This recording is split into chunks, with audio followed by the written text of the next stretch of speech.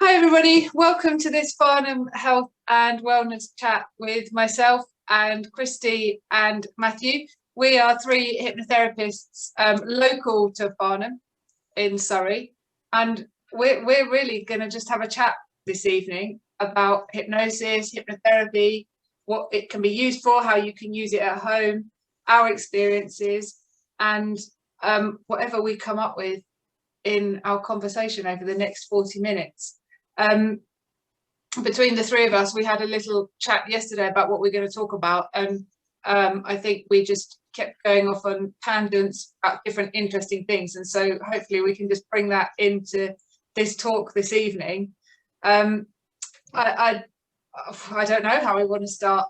Christy, do you want to say hi? Anything interesting? We did have a chat yesterday about bringing in some kind of conversation starters. Maybe we've had to think about that between the three of us, our biggest myths related to hypnosis, the best things that we enjoy using in our practices.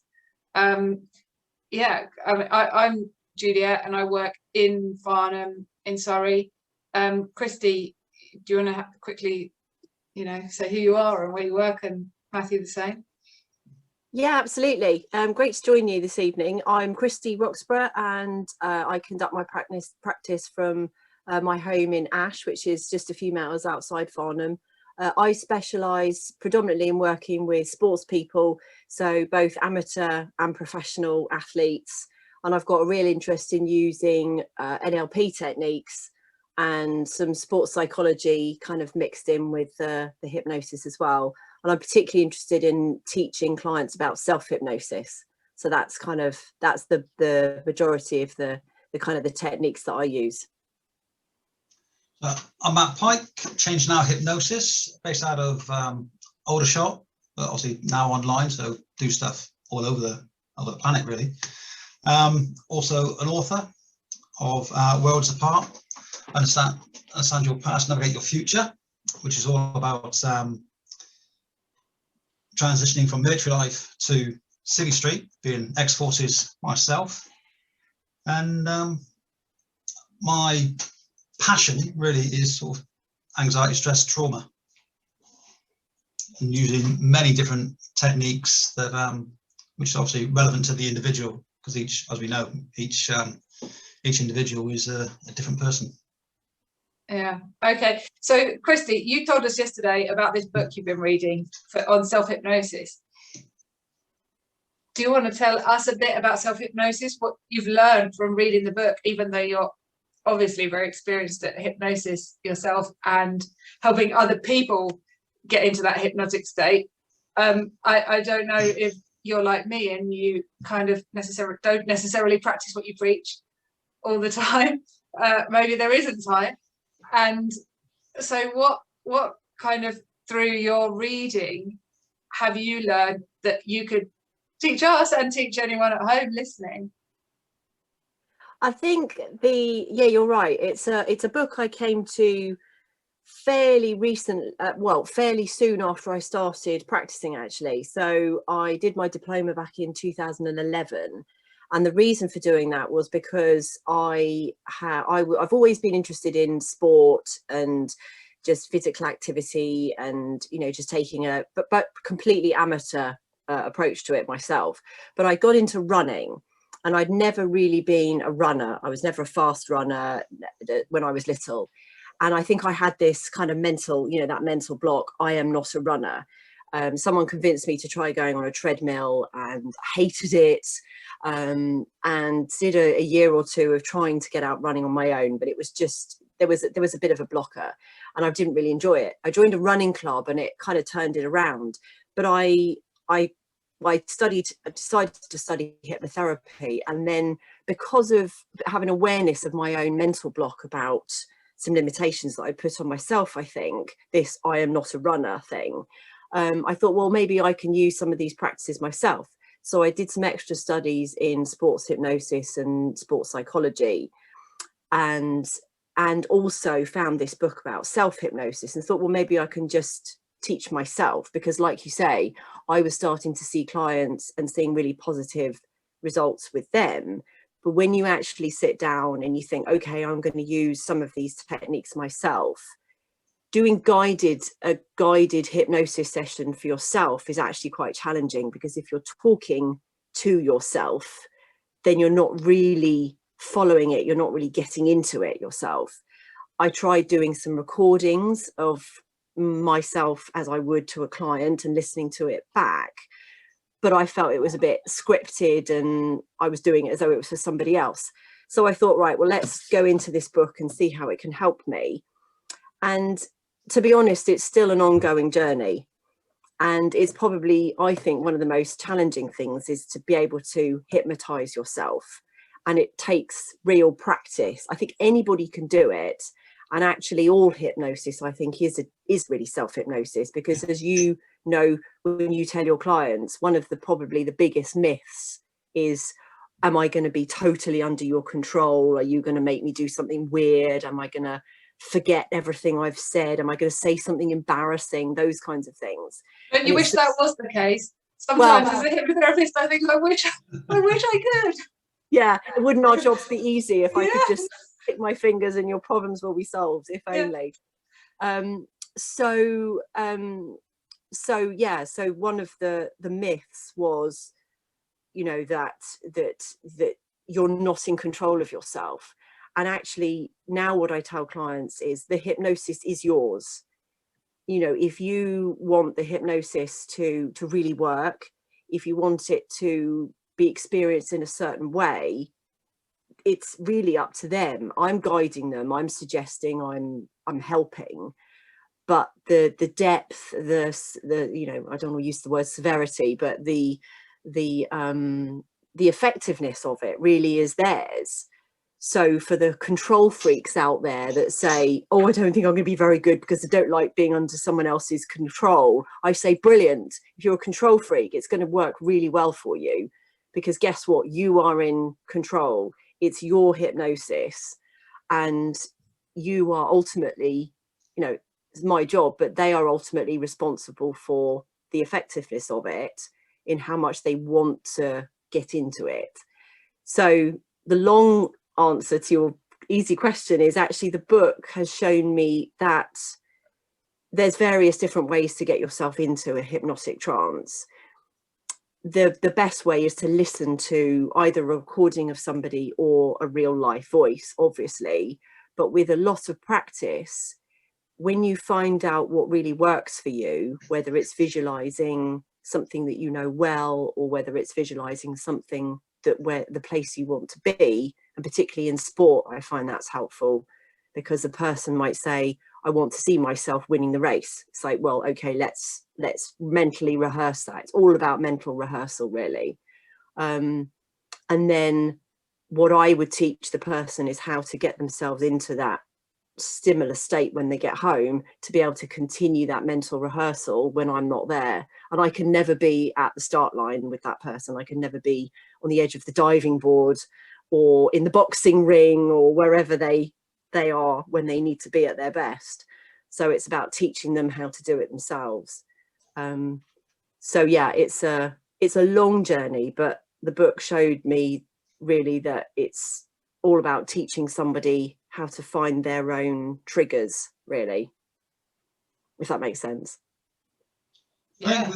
With what you're saying there, regarding self-hypnosis, it's a lot of it is just talk, you know, how we talk to ourselves. For instance, people, I mean, no one has anxiety. We do anxiety. You know, you don't have it the whole of your time, but you can, as you say, you can trigger it and start doing it, and you can talk yourself into becoming anxious. So if you can talk yourself into it, you can talk yourself out of it as well. So my point I'm trying to get to is that it's like affirmations. If you start talking yourself up, telling, yeah, I feel great, I feel wonderful, I feel amazing, actually, I'm brilliant, you straight away start to feel that little bit better. But it takes practice. It's like we were talking yesterday, you know, I always say to anyone who comes to see me that if you want a six-pack, you're going to go into the gym and you've got to work at it. There's no point going in there once, doing 5 sit-ups and thinking you're going to get a six-pack and that's it.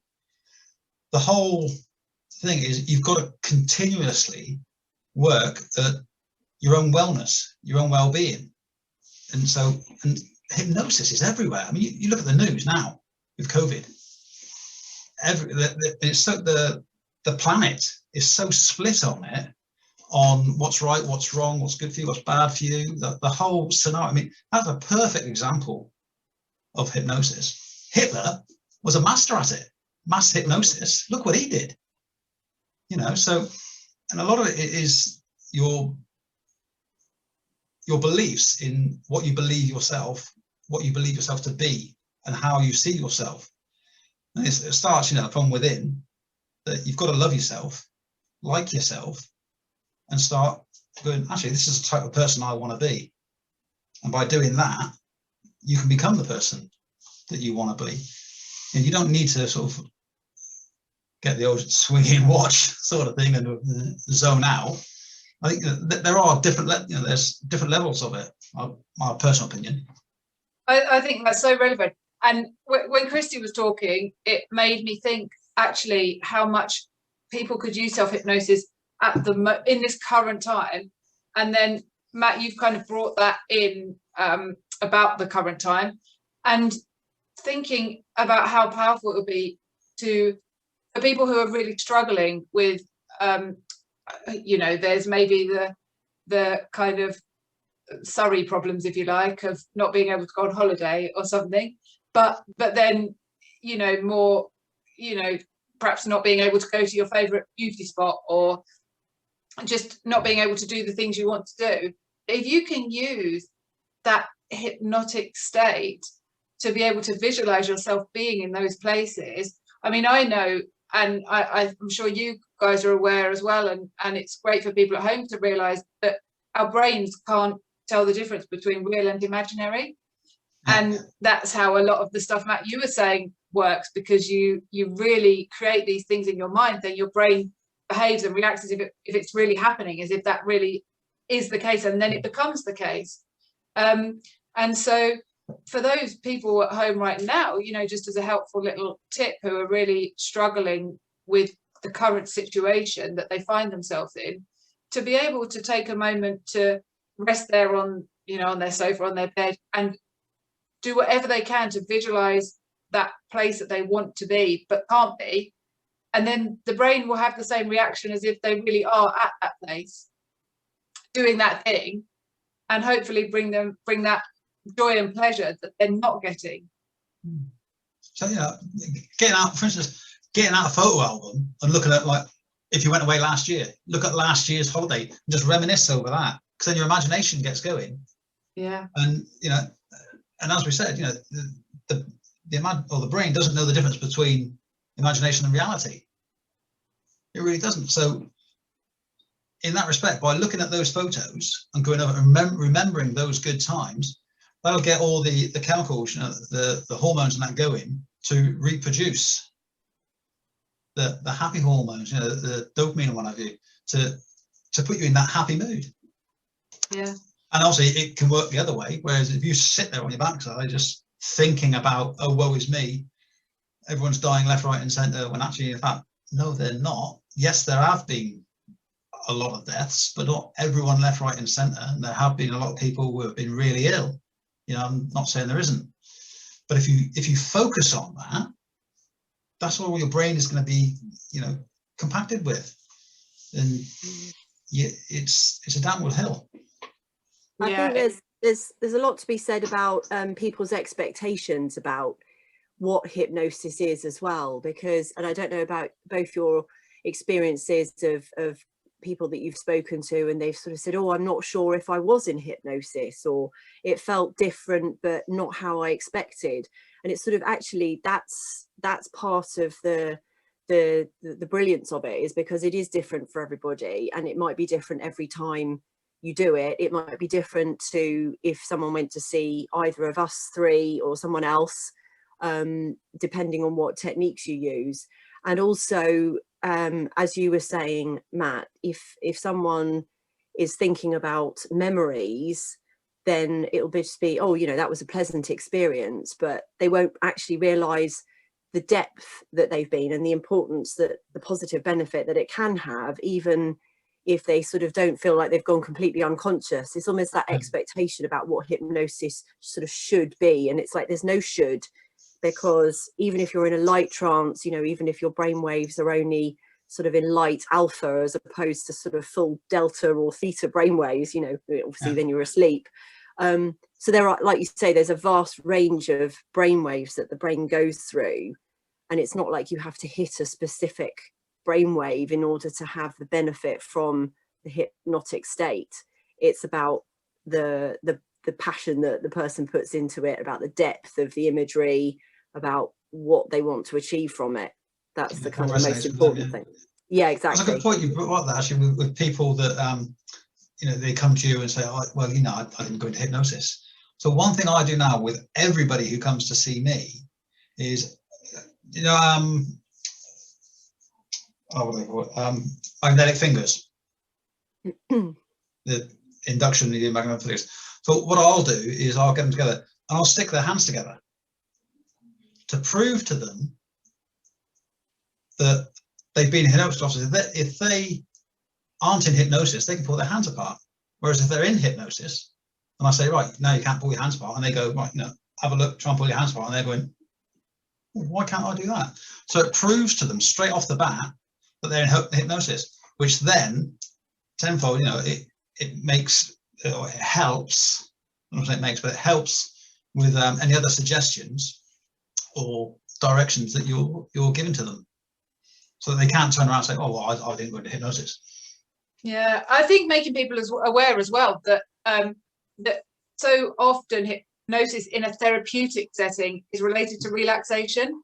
Yet, you know, studies show that sports people in the midst of a really big sports game can be in that state, that state of hypnosis, because it's really just a state of intense focus. And it's yeah, it's so interesting because not that long ago I went to a gong bath. I haven't been to a gong bath before, but I went to a gong bath, and apparently a gong bath, the music, the sound waves kind of take you into that state of meditation, hypnosis. To me, it's all kind of, they're all the same state of mind. And in the moment, in the kind of 45 minutes that I was experiencing the sound of the gongs, my mind was so alert, and I was in the most kind of imaginative state of mind, very, very heightened state of alertness. But I was thinking, I need to relax. I'm supposed to be relaxing. So even as a you know, as a hypnotherapist myself, I was thinking I need to switch off from this, all these things going through my mind. And it was only when it finished and I came out of that state. I mean, so rarely do I experience hypnosis with a hypnotherapist, or meditation with a meditation teacher, or something like that with someone else that gets me into that really deep state, that when I was there, you know, it was so powerful. And it was only the coming out of it and realizing that that actually isn't how I am in a normal state of mind, made me realize what a deep state of hypnosis I was in. But if I didn't know what hypnosis is and what that state of mind is, I think I would have thought I wasn't anywhere, because I didn't switch off, if you like. I switched on. That's what happened. I completely switched on, and there was so much in my mind, but not the normal stuff, just so focused and so alert and so vivid and so powerful. And I think that's the thing as well. It's not, like we said at the beginning, or like Christy, you said at the beginning, it's not someone coming and taking over your mind, telling you, you know, taking control of your mind, but giving you the power to change your mind, change your thinking yourself. It's funny actually that sometimes I have had a response of sort of surprise and almost someone being a bit upset that I'm not going to take over control of their mind as well, in a funny way. You know, it's sort of particularly when it's, for example, stopping smoking or with weight loss, and someone sort of, you know, I want you to stop me smoking, and that is actually a form of mind control, because that's what we're there to do and that's what they want to achieve. But when it's a weight loss or it's a behavior change, it's sort of, you know, you can't stop someone eating, you can't stop someone, you know, doing a behavior change or a shift. It's then, but somebody wants that from you. They want, please take over my mind, please switch off this switch or switch on this switch, whichever way round it is. And that's a more interesting conversation, because sometimes it's about then setting the expectations of the person about your role and their role in it. And particularly with weight loss, sometimes people are kind of ready to give over control to you completely. And even in a sports setting, funnily enough, it's sort of, you know, I'm the one out there playing golf or, you know, on the pitch or whatever, but I want you to do it for me. It's that I'm desperate, you know, I need that help. So it's then about setting the expectations of what you do, and then what your expectations of what they are to do, as that part of that partnership. I think a lot of the time, the more and more that we see clients on that, it's become more and more apparent to me. All we're doing is facilitating what their beliefs are, and in between their sort of like limitations. And then we're there to expand their limitations, to hopefully, so they believe they've got no limitations, so they can do anything, achieve anything. Because a lot of the time it's a case of lack of self-love, self-esteem, self-belief. If you can, especially I personally, I found with weight loss wise, it's a lack of self-love. It's not about losing weight, it's about how I look and how I feel. Because you'll get some people that are big people, but they're happy with that because they love themselves. They don't give a monkey's what anyone else thinks. They don't want to be a size 6 or a 38, 32 inch waist or whatever. It's all about how they feel inside. And it goes back to that what we were saying earlier, is that you've got to love yourself. No matter what you do, you've just got to love yourself, and then go on and do whatever it is you want to do. I think that's probably quite, as you were talking about earlier, Matt, you know, relating to the COVID situation and the situation we all find ourselves in, is that if somebody's sort of internal support system is reliant on friends, family, community, and obviously, you know, you can have self-love and family and support group love as well, but if everything is taken away and people start to feel isolated, that's when things internally can start to deteriorate for anybody. If somebody had a normal level of whatever that is, but a healthy level of self-esteem to start with, it could this where you start to take away any kind of level of external support and contact, starts to impact on the best of us, as it were. And that's where a lot of people, I think, are struggling now, is that feeling of sort of social isolation. And it's then sort of, well, can I do this myself, because I'm alone suddenly? I think people aren't alone. They may think they're alone and feel they're alone, but they're not. And that's the thing, is it's like this thing about for men don't talk about their feelings, and they shouldn't cry, and they don't do this and they don't do that, and that's why the suicide rate for men is a lot higher than what it should be. Well, there shouldn't be a rate, it should there really, but there is, unfortunately. I've lost my train of thought now. I was going off on a mini rant then. We were talking about that feeling of a sense of isolation. Oh yeah, so I mean, especially now, like, I mean, with one thing that COVID has proven to us is that things like this, Zoom, even though there was Skype beforehand, you know, and there's Messenger and all the other different systems you can use, you really aren't alone, because you can just get on there and talk to someone. You may not be able to physically, you know, and that's one, you know, I'm sure we all miss, is that physical hug with your loved ones and family and friends and what have you. But you can still support each other by things like this, or even on the phone, just chatting or shouting to your local neighbour or whatever. So, but there is always someone out there. I mean, I know I've spoken to lots and lots of people over the last, well, 12 months now, in various groups and that, giving support, and, you know, some free services as well for some people.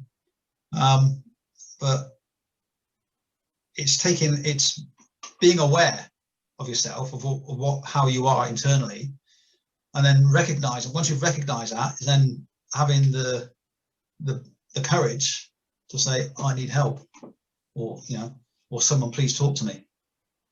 Matt, do you think there's some people out there, I mean, this is certainly what I'm starting to realise, I think, that there's some people who are generally really mentally able, and they cope with whatever life throws at them, and actually really Without a shadow of a doubt, get on with things, but are actually being affected by this, but maybe don't even realise themselves that they're being affected. Yeah. Definitely. I mean, I wrote my book about the transition from military to Civvy Street, and I myself, the reason I wrote it is because I struggled myself, but initially I didn't realise I was struggling. It wasn't until things were pointed out to me, even though some of these people didn't realise they were pointing it out to me, I sort of slowly became aware that I was struggling with certain things because I was doing certain things and acting in certain ways and what have you. And then it sort of dawned on me, because I was looking at other people and thinking, oh yeah, well, he does that and he does this and he does that and she does that and she does this. No, bugger me, I'm doing that. Then I need help myself. So I have to see someone to get a bit of help in that respect. So yeah, there are people, definitely there's people out there with great resources, internal personal resources, that can overcome and fight this these issues. But at the same time, they'll be struggling, and they won't realize it themselves until someone sees them, maybe who doesn't even know them. You can look, sometimes you can look at someone and you go, you really are struggling, because you can see, you know, what's going on. You can see behind the eyes, so to speak, that they're having difficulties. Or maybe a family member or whatever, or a friend. Sometimes you can just tell that someone's, especially, you know, if you're quite intuitive, you can tell that they're struggling. But yeah, I mean, you look at the older generation. My mother, bless her cotton sock, she's 84 and mad as a bat, and she just doesn't give a monkeys. She'll just do. Yeah, obviously she's obeying by the guidelines and all the rest of it, but she couldn't give a monkeys. She was like, oh, what if I die tomorrow? So what? I've had a good innings. You know, I don't want to wear stupid bloody masks. I don't want to do that more. But good for her, she does. She still does it, but you know, so there are people with who have coping mechanisms, but and that's another thing, isn't it? Yeah, coping mechanisms are, they can be an asset, but also they can be detrimental to you as well, because if you allow the stress and the anxiety to build up, as we know, all that cortisol that builds up inside you attacks your immune system, and at a time like this, that's the last thing you want, because you want your immune system to be fully functioning. So if you're allowing stress to get to you, if you're not releasing, this is what we've got, you know, it's, in a way, it's a bit like, excuse me, looking after your car, making sure the tires are all right, making sure it's full of water and oil and all the rest of it.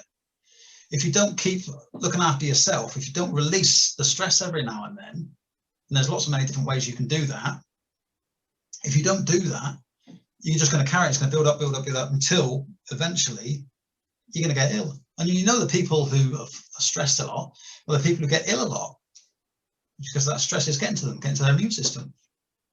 And that's really important actually with this situation anyway, because exactly like you say, stress gets the immune system, and we're in this situation with a virus and we need to have a good immune system.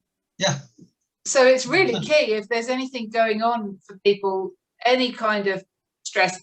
I think a lot of the country is under stress. You know, it's not a minority, but any signs of stress, then it's well worth seeking support in some way, because you want to be in tip-top condition right now. Oh, definitely. Especially when we get the lockdowns released, so we can get out and enjoy ourselves. Yeah.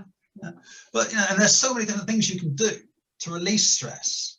And one thing that is becoming a bit of a thing for me now is alcohol. I've stopped drinking altogether now. Because, I thought you were going to encourage it there. Sorry? No, definitely not. We should have started drinking. No. I've done more than my fair share of drinking, I can assure you. God. But a lot of people say, when I get stressed, I have a few pints out. And all it does, it masks it and makes it worse. But when you say one of the things I say to a lot of people now, I'll say to them is about breathing.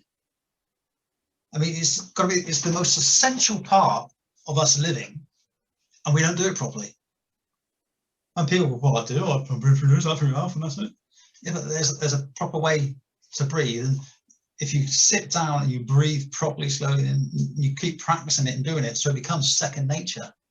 Whereas you listen to people, you listen to some people breathe, it's horrendous. It's quite scary. You think, how the hell are you still alive? But when you go to people and say, oh, right, this is a little breathing technique. If you practice this breathing and keep practicing, it'll help with your stress levels and that. And they just don't believe you. But then if you look at people who, for instance, do yoga, and a lot of yoga is about breathing, the majority of the time they're very healthy. So there's something in it, surely. Oh yeah. So, Christy, you've got a good breathing tip, haven't you? Well, there's a technique I use. It's not my own. It's called a kind of a reset, and it's about resetting the nervous system. So when we're in a stressed situation, we end up using our sympathetic nervous system, or it just naturally kicks in. It's our self-defense mechanism. So it's the sympathetic nervous system is what kicks in when you need to do your fight or flight, and back to the old caveman days of needing, do I attack this saber-toothed tiger or do I leg it? What's going to help me survive? It's that animal instinct part, which is really helpful, but it just floods your body with stress hormones and stress chemicals, which when you're actually not in physical danger, is just going to start shutting your body down. And as you were saying, Juliet, the first thing to go is your immune system, because it's sort of, okay, that takes up a lot of energy and resources. What can I shut down first? Right, that. And also your metabolism, so you don't metabolize food properly.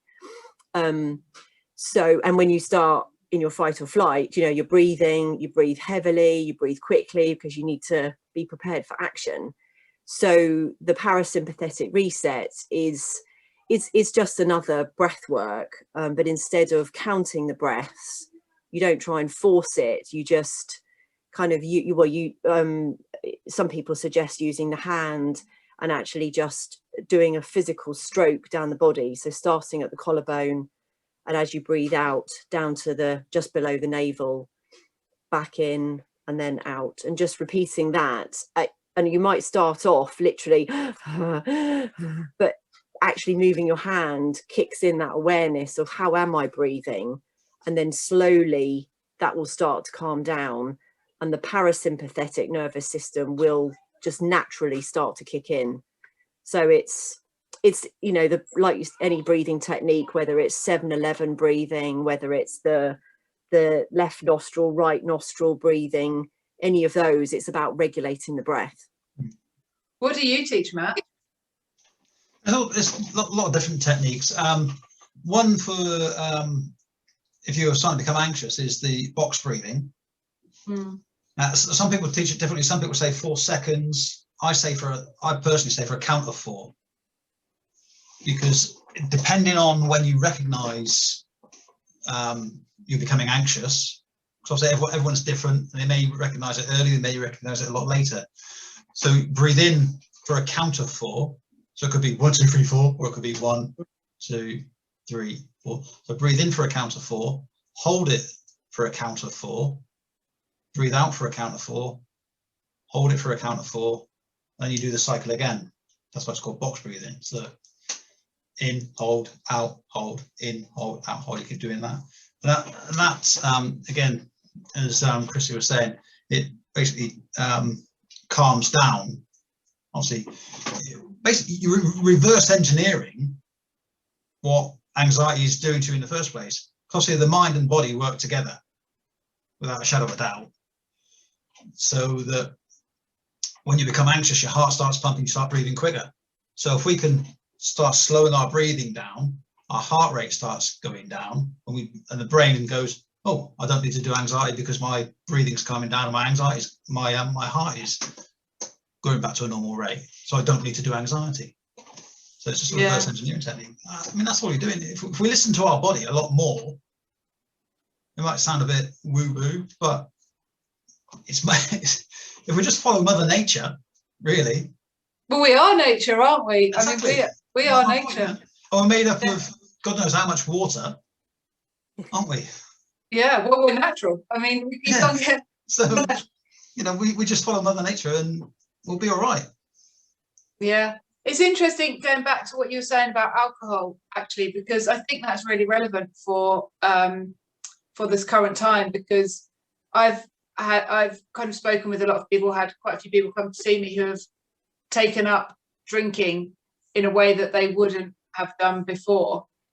And the thing that I found actually with a lot of these people is that they have forgotten what brings them joy and pleasure, and they're drinking and they're choosing to drink instead of doing the other thing. For a few people, it's been making music of some sort, playing the piano, playing various musical instruments is actually what they get immersed in and really find joy and have a passion for.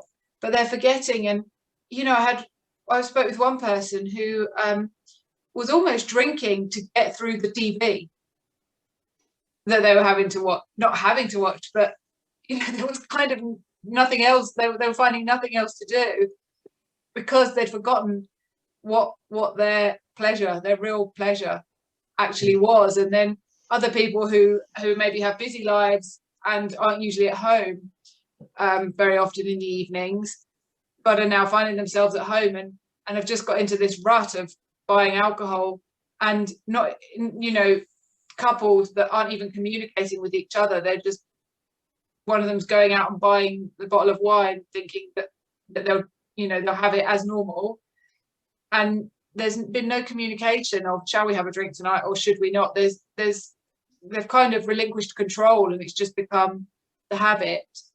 And people seem to be maybe forgetting that they are in control of themselves. And whilst we're all a bit out of control at the moment of our lives, and we've been left with very little choice of what we do, we still do all have control of ourselves and our choices.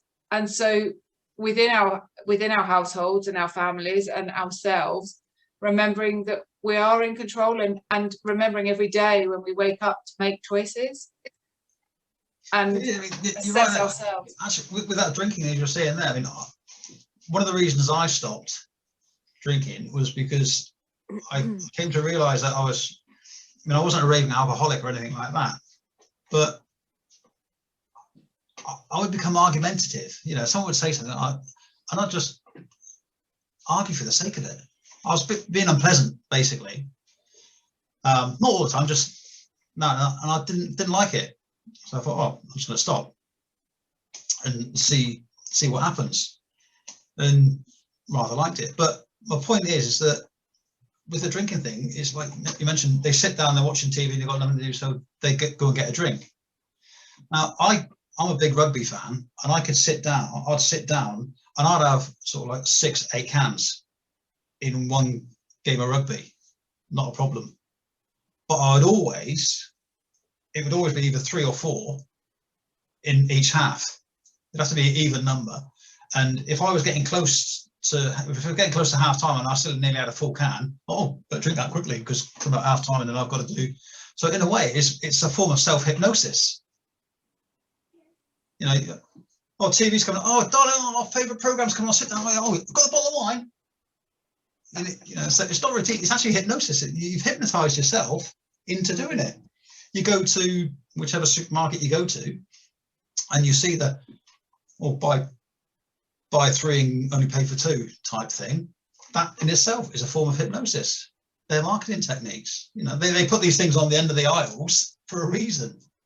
So you see where your eyes are going to go. You know, in marketing it's hypnosis. You're right, Matt. And we really are creatures of habit, aren't we? And I think some people, we kind of thrive on that in a way. And some habits are really useful. If you go to the gym every day, or you have a healthy diet as your habit, fantastic. Yeah. But if your habit is an unhealthy one, or an unsupportive one, and I think what you were talking about, Juliet, about that, you're having most of your life, the control is taken away from us in terms of what we do, who we see and things at the moment. It's almost that, right, we need to treat ourselves. And I know a lot of people have said to me, well, if I can't do anything else, what can I do? I know I'm going to treat myself, and I'm going to treat myself to a glass of wine. Sort of, well, actually, we're not treating ourselves because we're forming new habits. And actually, we've been doing this for a year now. Habits form really quickly. It's really hard. It's a lot harder to break a habit, isn't it, than to make one. And we get really good at doing certain things. And the trouble is if you've spent a long time doing something that's really unhealthy for you, physically or mentally, you've got really good at it. And so to change that is quite a dramatic shift. And when you were saying, Matt, about that you had the awareness, you were like, I don't like that, so I'm going to stop doing it. Done. But it's because you had the awareness that you were doing it and that it wasn't good for you. Yeah. And you had the power within you to change that. If someone isn't even aware that has become a habit, then that's how, that's when someone can disappear down a black hole. That's one of definitely the biggest things is self-awareness. That's what personally I believe, meditation is so good, because that's about self-awareness. And also is that with the stopping drinking thing, I didn't make it a challenge, because I knew if I made it a challenge, it would be a darn sight harder. So I just thought, I'm going to turn it, it's just a choice. I'm just going to not do it. Like, am I going to have curry or Chinese for me to eat? It's just a choice to do. And so you can make these things. My son is applying for the army at the moment. And he said about, what do I advise him to do? I said, right, well, because he's worried about his fitness. He shouldn't be, but he is. I said, well, get up in the morning. I said, tomorrow morning, get up in the morning and do as many press-ups as you can do, and then as many sit-ups as you can do, and just take note of how many you've done.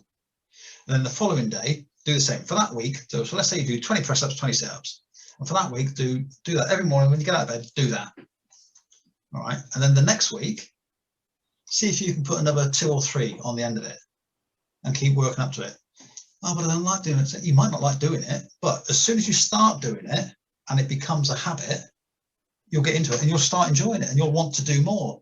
Oh, no, I won't. So, well, you don't know until you bloody well try, so get on with it and do it.